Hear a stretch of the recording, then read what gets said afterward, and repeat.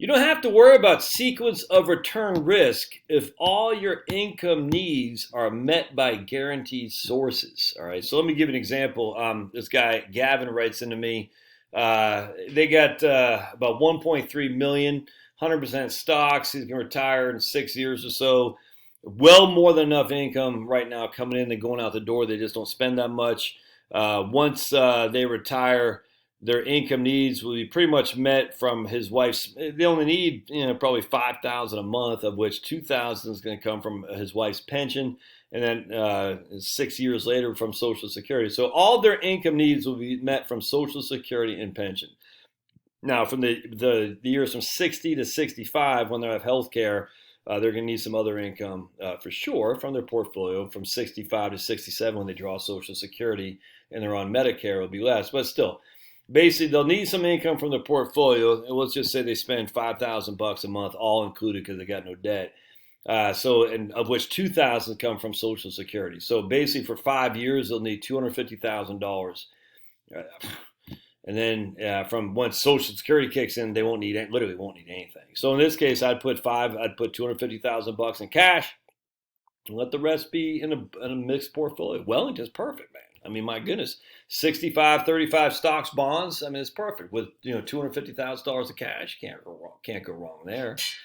So he's worried about sequence of return risk. Well, you don't really have this. And he says, if we've won the game, should we stop playing where we have no stocks to avoid the sequence of return risk?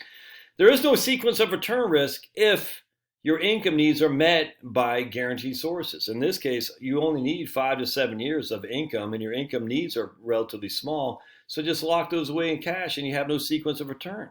Sequence of return risk are when you're taking a certain percentage of your portfolio each and every year to live on. And then, but if you retire into a buzzsaw, you're going to retire into a bad sequence of return risk, and that portfolio drastically gets dropped while you're pulling it out. That's a sequence of return risk. This is why I tell you to do the barbell, everybody. That way you can avoid the sequence of return risk for the most part. In this guy's case, absolutely, because his Social Security, his wife's Social Security, and his wife's pension are going to give him all the income they need. They don't need any return from the portfolio, none. But you don't want to be too conservative. Just put on CDs for heaven's sake. You're still maybe inflation. Bonds might get killed. All kinds of stuff can happen. There might be. We still would like to get some growth. Would you not like to leave more money to the church? Maybe spend more money. You might have a long-term care need. I mean, who knows? Maybe you want to buy a vacation home. I don't know. Maybe you just want to give a whole lot away. I mean, at the end of the day, a diversified portfolio goes more than just modern portfolio theory of reducing risk. It does things to get you to say, hey, I'm not sure exactly what I want, but I want to make sure I have a foot in every single base to make sure if this happens, I have at least some access to it. If that happens, I'm not 100% getting exposed to that. So as working with a lady today, a nice lady, a nurse in California, she's single and she's retiring in a few years. And we're running the numbers, and she has a pension, and not a huge pension, but a pension nonetheless, and Social Security, no debt. It's just living frugally, man.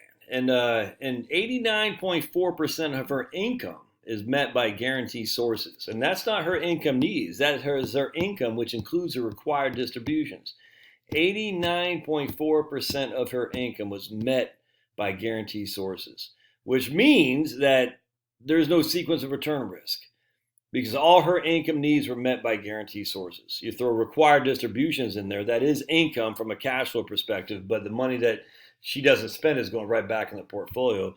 There's no sequence of return risk, man. It's not there because the portfolio can go to zero and she's still going to make enough money to live on. It's just all there is to it. And the same thing here with my main Gavin. So I wouldn't sweat it, but I wouldn't get too conservative simply because a diversified portfolio works. It does more so than just trying to make the 4% rule work. If a diversified portfolio works because it says, look, what if I'm wrong? At least I'll have something exposed to the other things that are right, I hope.